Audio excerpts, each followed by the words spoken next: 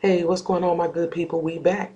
And in this video right here, I want to take a deeper look into the details in the search warrant in the case of Braylen Noble. Because I found some things kind of disturbing and shit, I got a lot of questions. So, y'all know how we do over here. Come on, ride with me. Now, we all know that Braylen Noble went missing on Friday, September the 4th. And on that same day, Toledo Police Department, they signed an affidavit for a search warrant. Okay, and this search warrant was supposed to be executed at 3415 Gibraltar Heights, Unit L11. Okay, now we ain't gonna read all this shit. Okay, but we are gonna take note of the things that I feel like are important. So now this search warrant was to include all rooms, outbuildings, sheds, garages, and curtilage of said premises or vehicles owned, occupied, or under the control of the occupants of said premises, specifically a black 2012 Jeep Liberty, registered to Bobby Johnson. Okay? So, Bobby Johnson driving something like this. Okay? And they want to check it. So I was like, damn, why they want to check the car? Did they think something was in it? At some point, do they think Braylen Noble was in it? You know, like after he went missing? I really didn't understand that. I mean, were they looking to find decomposition? Do they think at some point he was in there? I don't know. Y'all let me know what y'all think. Why they want to search her car? Okay?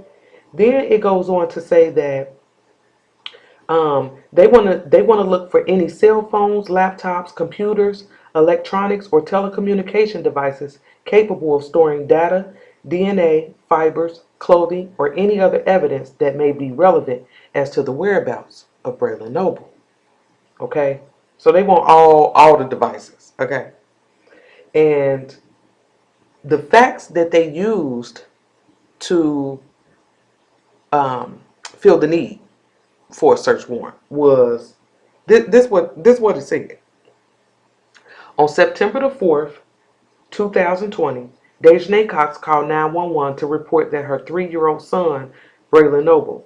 She contacted police at 11:50 hours and stated that he had been missing for approximately 30 minutes before she called 911.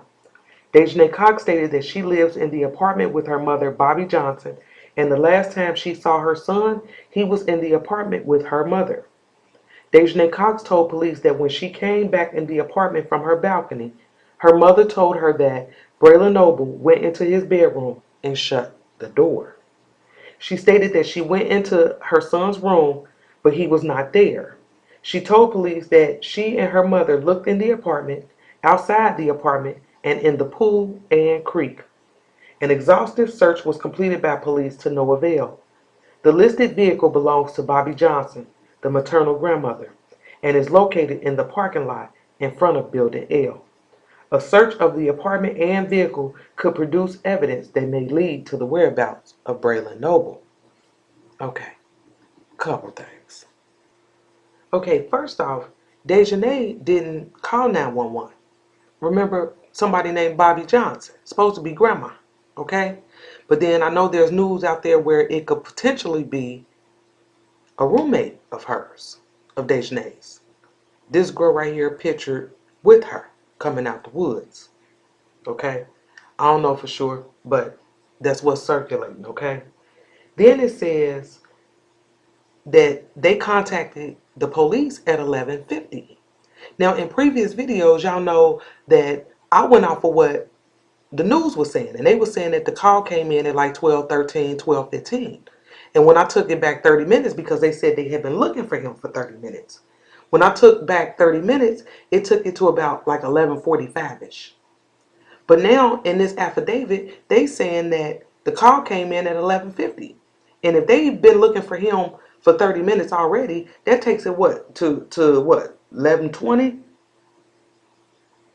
That shortens their time. Because don't forget, those kids said they heard Braylen between 10 and 10:30.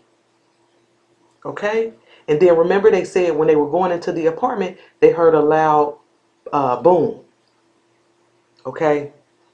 So, um, So like I said, it shortens their time. So Braylen's heard between 10 and 10:30, and then at 11:20, y'all looking for him? Oh man, nah, nah. But then it says that Dejanay told the police that the last time she saw her son, he was in the apartment with Grandma Bobby. Okay, so what she's saying is like she was the last one with him, and then supposedly when she came back in the apartment, they can't find him. Okay, and don't forget, Grandma was supposed to be in the living room, so if he'd have went out the door, Grandma would have seen him. But then they said no, they thought he went out the window. Okay, which we call BS on that. But anyway, it said that Dejanay told the police that they looked around, they searched the apartment, outside the apartment, the pool, you know, um, and they couldn't find him. And another thing that bothered me was the fact that they said a search of the apartment and vehicle could produce evidence that may lead to the whereabouts of Braylen Noble. And I'm like, I mean, what it felt like to me is like they didn't believe the story. Just like we was looking at it like it was bullshit, they was looking at it like that. Okay? And they wanted this search warrant. Okay? So let's continue. We still rag. Now, this page of the search warrant pretty much lists the same things. You know how they want to search Bobby Carr, they want all the telecommunication devices, cell phones, all that shit, right? But then instead of listing Dejanay's version of events, um, instead at the bottom it says that the judge was satisfied that there is probable cause to believe that the property so described is being concealed on the person in the vehicle on the premises above described, and that the foregoing grounds for application for issuance of the search warrant exist. That means the judge granted this search warrant. Okay. Then it goes on to say that you are hereby commanded to search within 3 days of this date the person, vehicle, premises name for the property specified. Okay. Which means that they filed for the search warrant on the 4th. Judge said y'all got 3 days to execute this search warrant. So they had what till September the 7th, that Monday? Okay. So they had 3 days. Don't forget that. Now, in these documents, there was a report called Inventory and Receipt for Property Seized by Search Warrant. Okay?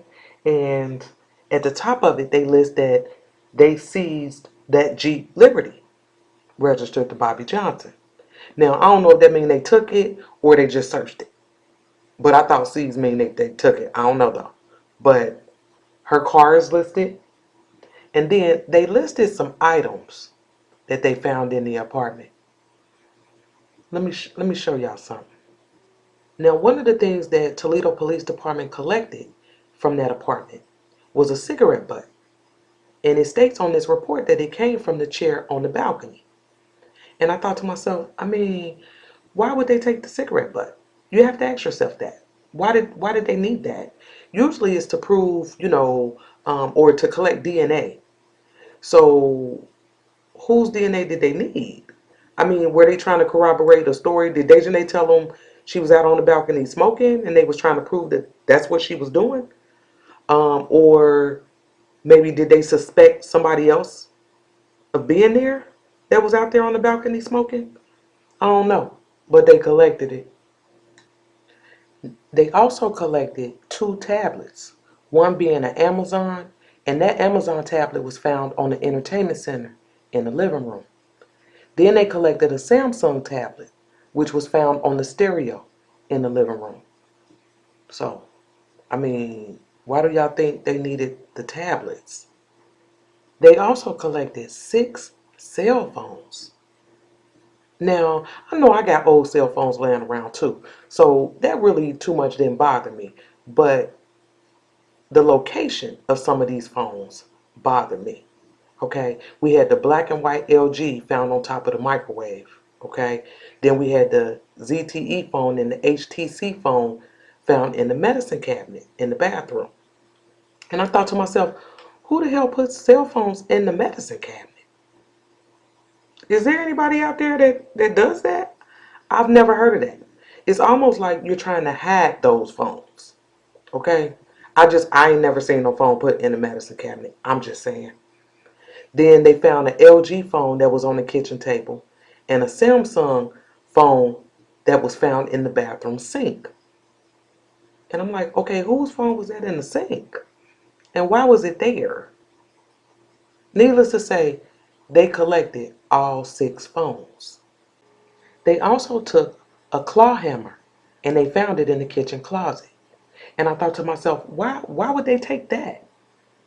You understand what I mean? Because you have to understand that from my understanding, these items are being taken on September the 4th.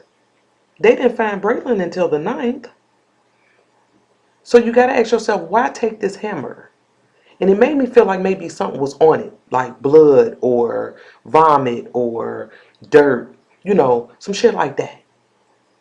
But don't forget that the coroner told us that Braylen's body showed no signs of injury. So that ruled out, for me, that ruled out the possibility of maybe him being hit with it. You understand what I mean? So that wasn't it. So why did they take the hammer? What y'all think? And the last item they took was one box of Glad Force Flex trash bags. And they got it from the kitchen closet. And again, don't forget, this search warrant is being executed on September the 4th. What do they need the trash bags for?